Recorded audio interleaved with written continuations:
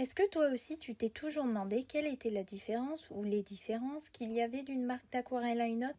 Dans cette vidéo, je vais t'aider à mieux déchiffrer tes couleurs. Quand tu achètes ton aquarelle pour la première fois, plusieurs informations sont données sur l'emballage. Tout d'abord, il y a l'opacité, la ténacité ou le degré tachant, la résistance à la lumière, la granulation et la composition pigmentaire. Toutes ces informations, tu peux les retrouver soit sur l'emballage, soit sur un nuancier, soit sur le site du fabricant. Fais attention car certaines caractéristiques changent au fil du temps et la composition pigmentaire d'une aquarelle 5 ans auparavant n'est peut-être plus la même maintenant. Passons en revue chaque critère. Tout d'abord, l'opacité. Une couleur opaque, c'est une couleur qui a un fort pouvoir couvrant, c'est-à-dire qu'elle aura tendance à cacher et à dominer les couches du dessous. C'est donc le contraire d'une couleur transparente. Tu as 4 critères différents, symbolisés par un petit carré plus ou moins rempli. Une couleur peut être transparente, semi-transparente, semi-opaque ou opaque. Si tu ne disposes pas de cette information, je t'invite à tracer une bande noire sur ton papier et à la recouvrir de ton aquarelle. Si ta bande est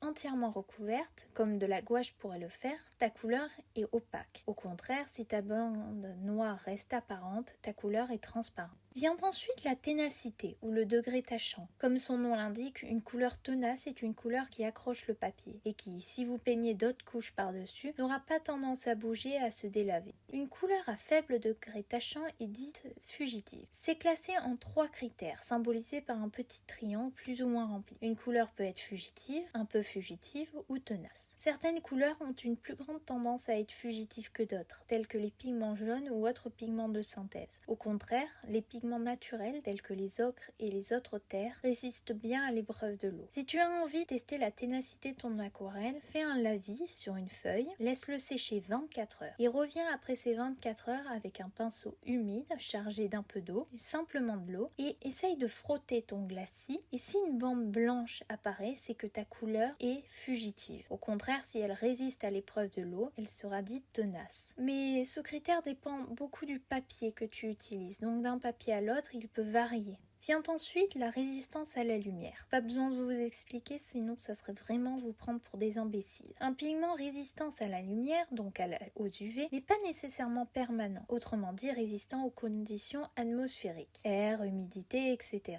Voici comment est notée la permanence. AA pour extrêmement permanent, A pour permanent, B pour moyennement permanent. Et la résistance est à la lumière. 1 pour extrêmement résistant, 2 pour résistant et 3 parfois pour moyennement résistant. Je n'ai malheureusement pas de petits exercices pour que vous puissiez tester la résistance à la lumière de vos aquarelles parce que ça serait légèrement long, mais au fil du temps, vous apprendrez que les pigments de synthèse sont beaucoup plus fragiles, tels que le rose opéra, les jaunes, quels qu'ils soient, sont beaucoup plus fragiles et résistent beaucoup moins, se délavent au fil du temps.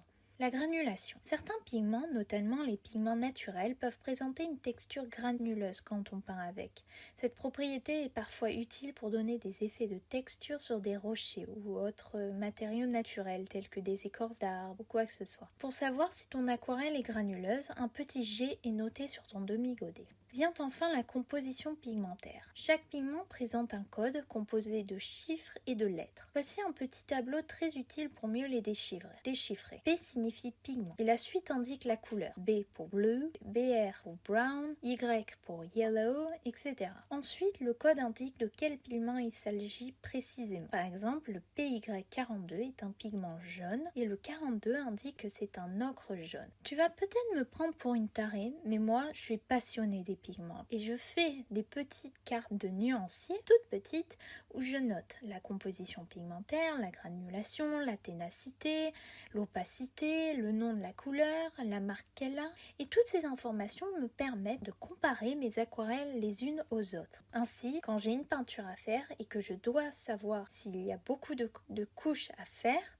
je vais choisir le meilleur pigment qui sera approprié à mon travail. Si par exemple j'ai envie de, faire une peinture qui sera très résistante à la lumière, je vais aller chercher les pigments les plus résistants à la lumière. Si au contraire je veux faire une aquarelle avec des couches et des couches et des couches et des empattements les uns sur les autres, je vais choisir des pigments tenaces parce que si je me commence à me peindre des couches et que les couches de dessous elles bougent, ça va pas aller. Eh bien, je t'invite à faire la même chose, à faire des expériences, à tester la diffusion de tes pigments, c'est-à-dire quand tu poses tes pigments sur le papier, de voir s'ils se dispersent, s'ils partent de tous les côtés ou si au contraire ils restent très concentrés. C'est très intéressant quand tu as des effets spéciaux à faire. Enfin, il y a beaucoup de choses à savoir sur les aquarelles et ce n'est qu'un petit résumé de ce que tu peux apprendre. En tout cas, quand tu iras au magasin et que tu verras toutes ces informations, ces carrés, ces triangles, ces barres et ces slashes, tu comprendras un peu mieux de quoi on te parle. En tout cas, j'espère t'avoir aidé, j'espère que toutes ces informations t'ont été utiles et pratiques et je te dis à une prochaine fois pour une prochaine vidéo. Si tu as des suggestions, je t'invite à me les faire dans les commentaires et je serai ravie d'y répondre. Passe une bonne journée et je te souhaite un excellent dessin. Au revoir!